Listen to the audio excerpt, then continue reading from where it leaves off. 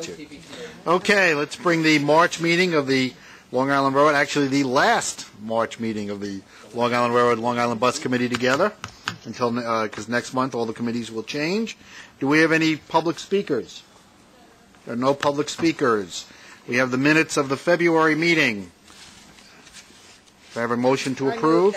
Second? All in favor? Aye. Okay. We'll go right to Long Island Bus. Joseph. Okay, there were no changes to the work plan this month. In January, bus service performance was strong. AM weekday pullouts were 99.9% for the month, and PM were 100%.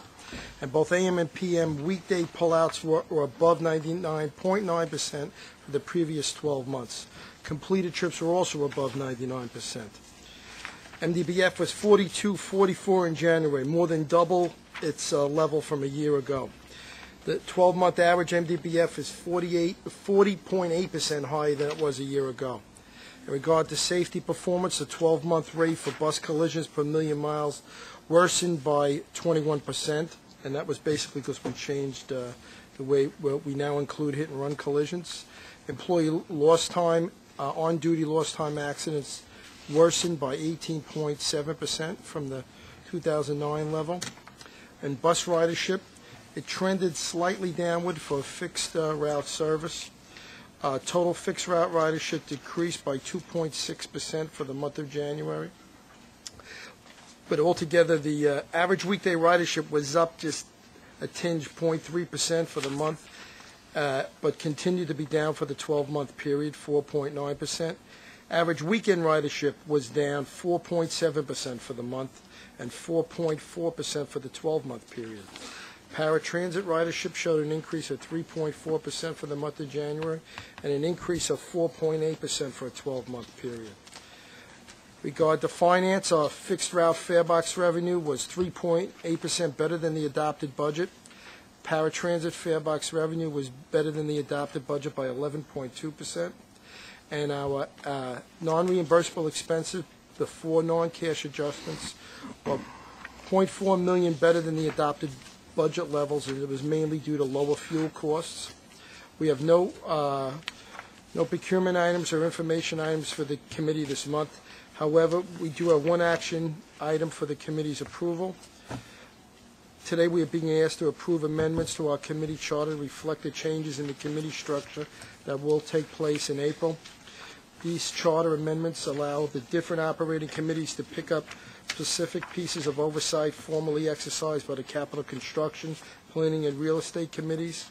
This means that the finance committee will now have oversight over the real estate matters, and the operating committees will now have oversight over the capital projects previously handled by MTA Capital Construction Company for that operating entity.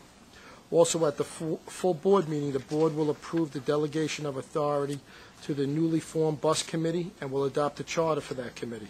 Therefore, on behalf of Long Island Bus, I request the committee's approval to adopt the staff summary, requesting a charter for a new bus committee and related amendments to Finance, Transit, Long Island, and Metro North committee charters. I move that. Okay, there was a slight amendment to it, which was handed out to everyone. There was a slight wording change this morning at the Finance Committee. It had no effect on the responsibilities. Just a short amendment on the issue of previous language. So, so we don't have to do it twice. We only have to do it once, right? Or do we have to do it twice? I guess we should do it twice. One for Long Island Bus and one for.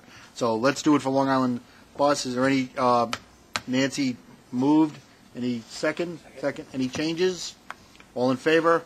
Aye. Okay. Thank you, Joseph. Yes. I would ask Norm Silverman to come up and to discuss. I'm going to pass this around. Okay. These are modifications to the Long Island Bus service changes. We listened. We went to the public hearings. We listened to comments and suggestions, and we have made some adjustments to the original plan. Norm? Okay. Good afternoon, everyone. Good afternoon, Norm. There are a total of 3 adjustments that were made to the plan that was in the original public hearing document. The first of these relates to the summer seasonal-only Jones Beach service. We are restoring one of the two, the higher volume Jones Beach route that runs from Freeport to Santa Freeport Railroad Station to and from Jones Beach.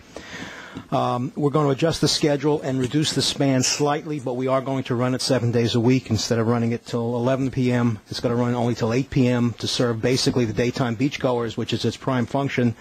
Those people, the few people who attend some of the late shows at Jones Beach, will have to get alternate transportation. But this does get us a partial savings, and it was a response to comments that we received. Secondly, in the case of the N26 route, a part-time route from Jamaica to the hospital, the greater hospital complex in Lake Success, we're going to maintain that route because ridership is not that low, frankly, and we found a way of getting some of the savings by streamlining the route, making it more run more directly and save some money, and at the same time streamlining an adjacent route that comes from Lynbrook called the N25. Those two streamlinings achieve a partial savings, and we'll be reinstituting that. And the last item is in the case of the Freeport shuttle, the N62 South Freeport shuttle route. We were going to discontinue midday service, but after looking at it a little bit longer, the distances, the walking distances that would have been involved for some of those customers would be long, and so we were able to reinstate the midday service on the N62. And those are the three mitigations post-public hearing that we plan to advance. Comments by members of the committee? Seeing none. I'm impressed that the people that took the time out to speak were listened to, and maybe, obviously not every single person that went out there to speak will be, their prayers will be answered, but there have been some modifications to help a lot of those people. I'm very happy with that, aren't you? Yes, absolutely. We've had a number of discussions about this over the last couple of months, and I want to thank Joe and Norman for making the appropriate revisions within the resources that are necessary to do that. Obviously, the two main ones that I was very pleased with was number one, the Jones Beach route, and number two, the hospital route. Those are very important to a large number of people, and it's our responsibility to service that to the extent we can. I was very pleased to see that we could put both of those back. And if Nassau County would give us more money, we'd put more back. Yeah. But, it's in the context of what we can do at the moment. This does not have to... You gave me all the bus committee. I understand that. This, I don't think, has to be voted on because it was moved from finance to the board, so it's already there in that regard, but it's more informational here in case there's anybody. But it will be discussed at length, obviously, at the board meeting on Wednesday. Thank you, Norman. Thank you. Okay.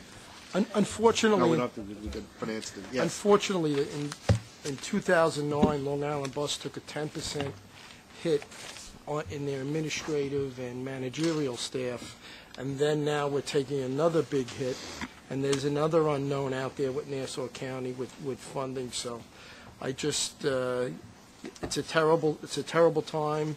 We tried to do as much as we can. We're trying to cut corners every way possible without cutting down to the bone and really killing the service out there. Because unlike this city, and you know this better than anybody does, Helena, Long Island Bus commuters don't have an alternative. There is no subway or another bus a few blocks away. So when you eliminate some of these service here, you really hurt the customer. So. No, there's no question about it. Yeah, unfortunately. And but the good thing, the only good thing is because of they can be reinstated. Right. Because it's just running the bus. If we do get more money, if tax revenues come in at a higher level, if Nassau County decides to fulfill their responsibility, a variety of things could happen. We can reinstitute some of these routes if we get to that point. And that's the good thing about the bus, is that the road doesn't go anywhere like the subway. Right. It's still there, and if we can do that, we can do that. And I just wanted to thank my people. 2 weekends ago, we had the big storm, and I will tell you, I was on the phone with Helena, and she was telling me, go to Cold Spring Harbor, go here, help me over here. And then I had Metro North, and plus I had the TA with all kinds of stuff, and trying to get people on a Saturday night when there was a terrible, terrible storm out there, to talk them into coming to work, and we got a lot of people to do that. To go, whether it was going upstate, going over the Verrazano Bridge, running the shuttles in Sotoa, they did a real great job, so I wanted to thank them for that. And it's a pleasure. It's been a pleasure, and I know we will continue our great relationship. We just had a big shuttle this weekend, and we did a great job on it. And I will thank everyone, and hopefully, I'm sure we will be working even in the future. Our paths will cross, and I'm sure we'll get even We'll see you better. at the bus committee. Yes. Yes.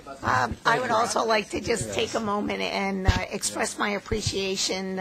We'll miss you here, Joe, but we want to certainly thank you not only for your work over the past weekend, over the storm, but for, many years, the great cooperation between the Long Island Bus, Long Island Railroad. You've been both for scheduled and unscheduled events, such as the Saturday night thing that would otherwise have been called a hurricane but wasn't. We want to express our appreciation. Thank you. We lose Joe and gain Howard. We'll have to see which works out in that regard. Well, the meetings have gone to an hour and a half, That's so right. we'll see. So that's right. The meetings are going to be an hour and a half. But we're all You bus. know I couldn't. I know that. Yes. But the bus meeting is immediately after our. Yes. So Yes. Well, we could think of it as one long meeting. Yeah. One long meeting. Okay. Thank you. Okay. We don't have one long meeting today. Okay. No procurement. So let's move to Long Island Railroad. Helena. Okay, Joe. thank you very much. Again, best wishes, Joe. We're going to move right away to our financial report, and I'll cover our service restoration in the committee, in the information items. Okay. Good afternoon. For the ridership for the month of February, another down month. Total ridership was down 4.5% compared to February of 2009. It affected both the commutation and the non-commutation this month. And a few of the prior months, we had still been seeing growth in non-commutation. Commutation was down 4.7%. The monthly ticket sales were down 4.3%. That's where the bulk of that ridership loss was. Again, we've seen, as we've reported a few times, there's 83,000 less jobs in the region than there were last year, so that's obviously hitting our ridership, our commutation market pretty strongly. Non-commutation was also down 4.3%. All ticket types other than the senior 10 trip and the city ticket were down. Of course, there was a lot of snowfall during the month of February, which might have affected or did likely affect non-commutation travel. So where are we year to date? Through 2 months, we're down 4% compared to 2009. Commutation is down 5.6%. Non-commutation is down only 1.4%, but it's still down. And with that, I'll turn it over to Jerry Ring for some of the budget numbers. Thank you. A summary of the railroad's financial report for January can be found on page 7 of the railroad section of the book. More detailed financial statements on accrued and cash are provided in the subsequent charts and tables. The financial report this month reflects January actuals versus the adopted budget. Highlights include, in January, the total revenue was $53 million, which is $1.5 million or 3% favorable to the adopted budget. Farebox revenue was right on budget, while capital and other revenue was favorable by $1.7 million. For expenses, total expenses for January was $109 million before depreciation and other non-cash items. This is $5 million or 4% favorable to budget. Headcount in January was 6,751 positions. That's a vacancy rate of 1%. Payroll in January was $2.5 million, and that was favorable by 3% to budget. And non-payroll was $2.3 million favorable to budget, or 8%. The resulting farebox ratio for January was 41%, or 3 points above budget. Are there any questions? Any questions from any of the members of the committee? Okay. Interesting, the difference between the non-commutation reduction and the commutation reduction. That continues to tell us something about employment levels in the region. Exactly. That's what that tells you. Yep. I am going... I am going to turn to Ray Kenny for status of operations, but I will note we had tremendous cooperation for St. Patrick's Day, and interestingly enough, what we would call non-commutation ridership that day happened to have been up 3%. So if we made every day St. Patrick's Right, I Day. was going to say, we would get our... The chief is shaking her head. No. There were a few challenges, but it did work out extremely well for us. Go ahead, Okay, Ray. Ray. Very good. Good afternoon, everyone. And the operating report starts on page 25 of our book. The overall on-time performance for February was 93.75%. The AM peak finished at 83.73. The PM peak at 93.17. And the off-peak was at 95.10. Year-to-date numbers, the overall is 95.36. The AM is 92.14. The PM is 94.68, and the off-peak is at 96.11. There were two 100% rush hours in February, one in the morning, one in the PM, and year-to-date there have been 8. AM car availability was met each day, and mean distance between failures, there's a 1-month lag, so I'm reporting on January right now. The total fleet MBDF exceeded 159,257 miles. And the goal was exceeded for the following fleets: the M7, the M3, the C3, the DM, and the total diesel.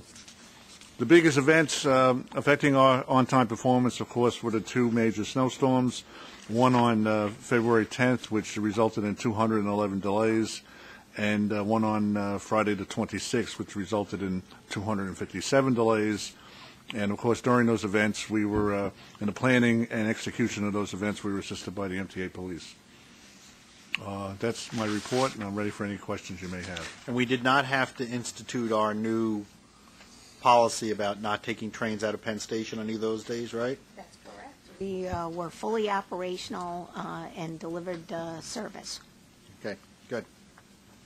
Just on the MDBF and also the diesels, I would like to know that on a very positive note is the primary failures have gone down from a year ago, and the MDBF is still robust. It's just it seems that we're still not meeting goal in diesel electrics. But I'm just wondering if, because of the snowstorms, if there was some increased usage of the diesels. Yes, there was. And there's more mileage Yes. and more usage, and that may have been. It just seems that we've with the task force has done a very good job of identifying problems, and seems to be a slow incremental increase, and we may even meet goal this year, which would be very impressive. Right. Yep. On the diesel fleet. And I know that, just so you know, March, some of the commuter council members have been monitoring, looking at the email alerts, and they say March looks like a good month. But we'll wait for the statistics. But that's what I've been told. Well, that's good. Yeah. Well, let's. March is not over yet. Right. That was the point you were making. No. What we're looking at is not MDBF or statistics, but it's what It's the email alerts. It's different. Looking at maybe it's more. It seems to track more primary failures, but Good. And we're looking at trying to look at total hours lost on delays. We'll share that with you. I don't want to go out with that. We're going to share that with you and see where we go with that, because that's something we should take a look at in terms of congestion on lines and how much time people are actually losing because of delays. And we're starting to see congestion's a big problem.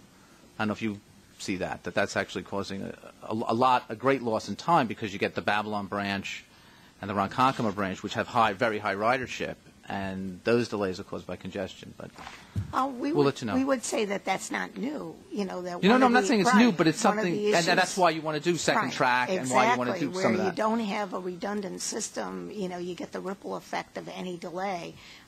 We particularly feel that Ronkonkoma to Farmingdale, where the growth in that area has been tremendous, but we don't have any relief with a second track. Yeah, but what I'm telling you is that's what our numbers is. That the impact on people is even greater than that. Yep. Right. Especially on the crowded branches. Right. Yes. Yep. We agree. Okay. Okay. With that, we're going to go to our MTA police report. Kathleen Finneran. Good afternoon. The crime report is located on page 43 in the Long Island book. And for the month of February, for the UCR reportable crimes, we are down 10%, and year-to-date for those crimes, we are down 4% in the eastern region. And as Ray touched on, for the during February for the major storms and all, we were part of the planning and deployment of personnel to assist in moving the trains. Great. So, any questions? Be happy to answer them. Any questions from anyone? Thank you. Capital? Okay, and we're going to go to Kevin Tomlinson. Our capital program highlights are found in Section 5 on page 47 and include 5 milestones for the month of February. 1, we achieved the beneficial use of the northeast parking lot at Ronkonkoma Station. We had 2 construction starts, the escalator replacement at Merrick, Belmore, and Massapequa Park stations, and the substation replacement at Rockville Center started. We also had 2 design starts, Colonial Road Bridge Pocket Track, and the new elevators at Queens Village Station. The standard project updates for the Central ISA Police Facility, Atlantic Avenue Viaduct Phase 2, East Side Access, the Babylon Train Wash, and the Mainline Corridor are found on page 48. If you have any questions, I'd be happy to answer them. I just want to compliment the railroad. The Ronkonkoma parking lot looks beautiful, and I was there the second day and it was already full. So it's clearly in the need of the commuters is they know where it is and they found it quickly in that regard. So that was clearly a very great benefit. And, you know, for everyone, because of the new committee structure next month, East Side Access will be reported here as opposed to being reported at either Capital Construction or CPOC. So the relationship, because in reality, East Side Access, while it's looked at as a Long Island Railroad project, is really a Long Island Railroad Metro North project because it affects everybody. So it will be reported on at the commuter rail as part of the commuter rail meeting from now on in that regard, which is very important in that regard. Okay. Very good. Okay, Next. we have 2 information items that are in the book, and then 2 that we wanted to discuss with you as well. Okay. With regard to in the book, we have our April track work program, and we've identified the work that we'll be undertaking. I especially wanted to point out to you the National Grid Soil Remediation Project. As you recall, at the end of last year, there was a weekend outage where we relocated the track.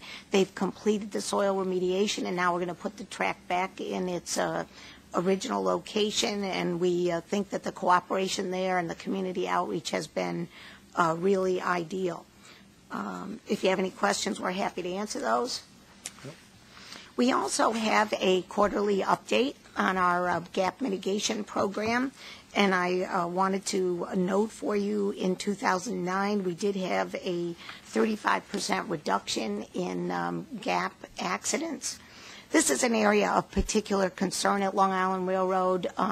We continue to advance a customer awareness and a customer responsibility program.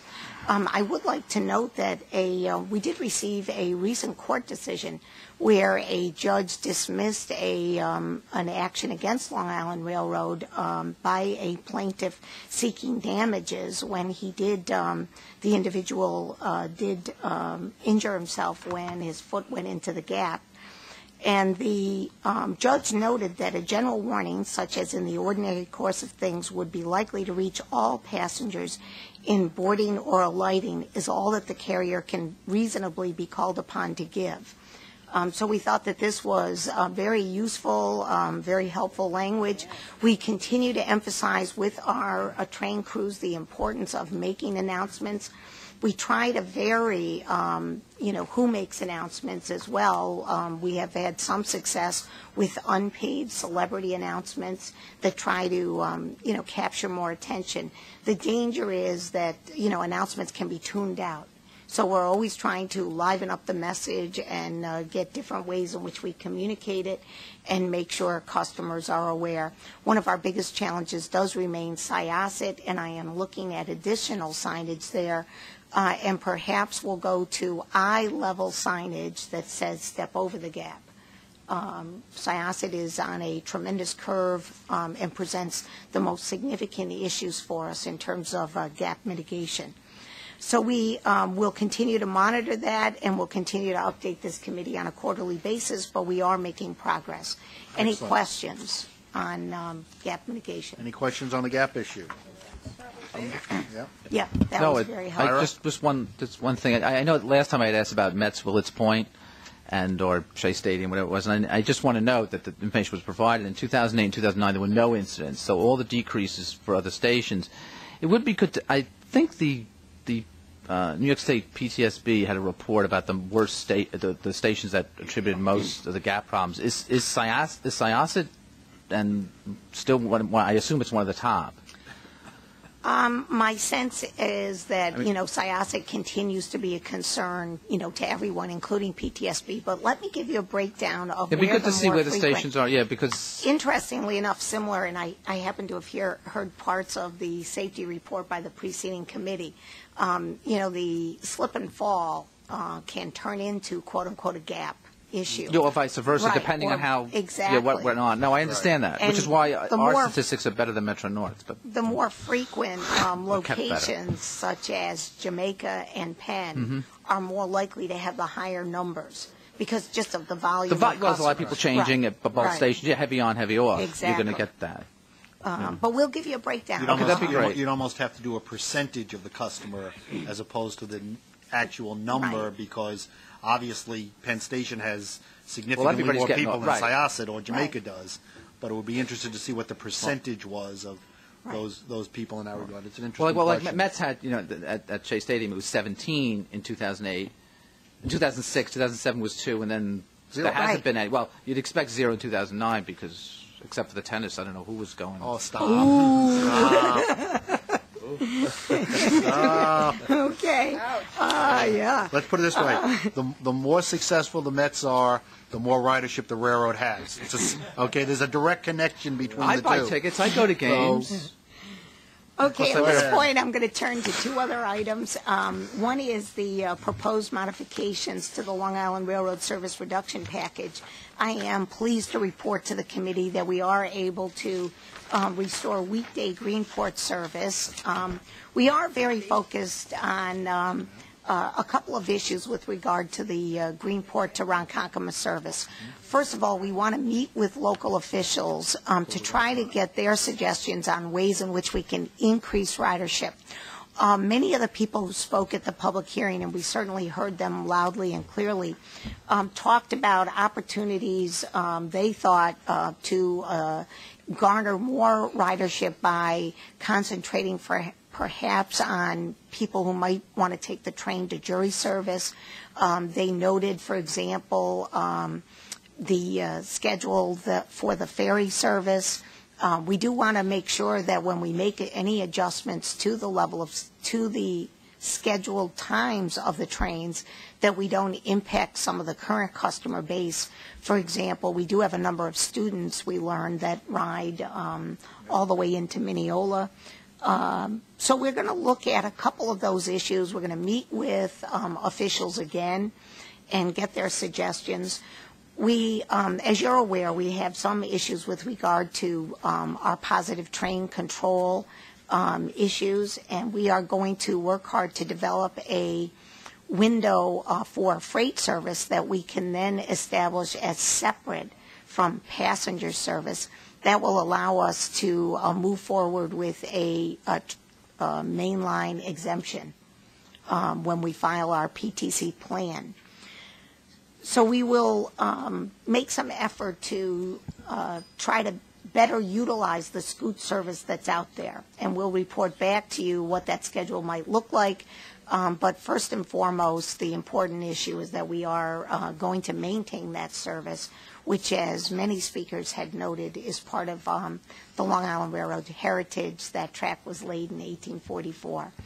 Alina, could I just say Sure. one thing? I also noticed from the capital plan briefing I got that you're looking at purchasing a Sprinter type of vehicle.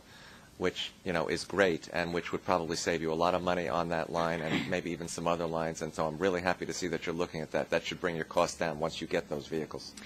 Thank you very much. We, in fact, have accelerated that effort. We had that in the capital program, but in the refocused capital program, we even moved it up and added some money to make sure we could not only Jersey Transit's had a lot of success with that. on the river line. In fact, I've been taking a look at some of that. Yes. Which may be a cost or... Yeah. Yeah. That's a whole nother...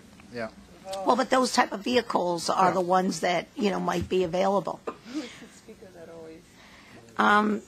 We're also, I don't want to forget West Hempstead here for a moment. We are also adding an 8:55 train on the West Hempstead line, and we will look at the earlier trains to see if we can do any spread of that service.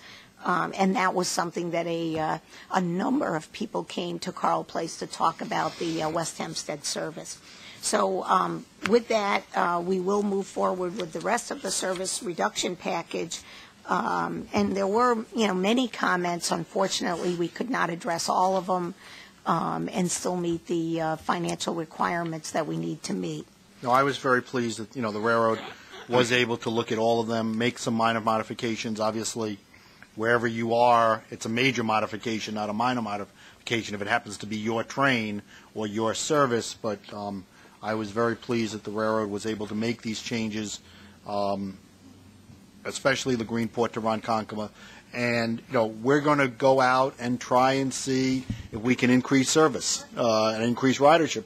And I've told that to all the elected officials on the East End and gotten very positive responses from them. They want to sit down with the railroad, with the employers out there, with the court system, which is a major employer in Riverhead, and see what we can do together to allow more and more people to take the train, which is obviously good for the railroad, it's good for the economy, it's good for the East End, and then we'll see what happens. But we're going to at least try to make the effort and make it as quickly as possible. When I've taken, I know you're probably focused on the Shelter Island ferry when you say connecting, but the Orient Point ferry is, a fair number of people take that and then have to get out there on their own because, there's no Suffolk buses on Sundays. Well, that is something else I've talked to the Suffolk Transit people about, also about complementing our service out there with additional service, and they are looking at. I had that conversation with Bob Shinnick, who runs Suffolk County Transit, and he is now working within their entity to see what else they can do and what it would cost them. So we're hoping to try to put something better together. We'll see what we can do. We'll see how many people take it, but at least we're going to make the effort together, and we'll go from there. Good. I don't think there's any vote needed on that since Finance already sent that to the board. That'll be discussed on Wednesday. We do have the charter changes. I just have one more Okay. information item Okay. before I get to that, which was an action item but is no longer an action item. Okay. Just for information, I did want to note that Long Island Railroad has agreed in a letter with the New York State Attorney General's office to retain an independent examiner to look at our compliance program with regard to occupational disability benefits. Just to, refresh everybody's memory, those benefits are generally applied for by individuals that are no longer employees of the Long Island Railroad. They apply for them with an application that is not filed with or processed by the Long Island Railroad. The application is filed with the Railroad Retirement Board in Chicago, and they process the application, and they have a medical review process that they go through. Nonetheless, the Long Island Railroad wants to ensure that it's doing everything it can to make sure those that, truly deserve the benefits have those benefits available to them. We are going to work with an independent examiner to just take a look at the compliance program we've put in place, we'll act on any recommendations that they come up with to enhance our own program. And we'll keep you informed on the results of that. That should be, a 6, 7, 8, 9 month process probably. Well, I'm laughing because that's okay. Whatever we can do is fine, except one has to remember that all the legislative and regulatory authority is from the United States Congress, not from the MTA, not from the Long Island Railroad, not from the state of New York on that program. So whatever we can do to facilitate that, we will do. But in the end, we are not the final arbiter of those decisions. And we don't set the guidelines. We don't make the decision. Federal Railroad Retirement Board does in their whatever, in their discretion. It's a good term. Judgment is a better term. So I leave it to that, but whatever we can do to make that work better, we will do so. Thank you. Okay, and with that, we're going to turn now to an action item, which actually, I know it's already been approved by Finance, we have to do it again. We have to do it and Yep. take a look at it. And it is the delegation of the Long Island Committee's rail duties to a new Long Island Can I move it? Metro North Go Committee. right ahead. All in favor? Aye. I mean, I am looking very much, forward to this. I think it's something that's long overdue. Jim Sidor from the Metro North Group and I are going to co-chair the committee, and I think it will be very, very beneficial to the operations of both railroads in that regard. And we look forward to being very successful in ensuring that both railroads are as efficient and as cooperative as possible in that regard. And so we look forward to that. That will start next month at the April meeting. And remember, the time has changed. For all of us, have to be here by 8:30. So I think that means I have to leave the night before almost. So I think I have the longest trip, but be that as it may.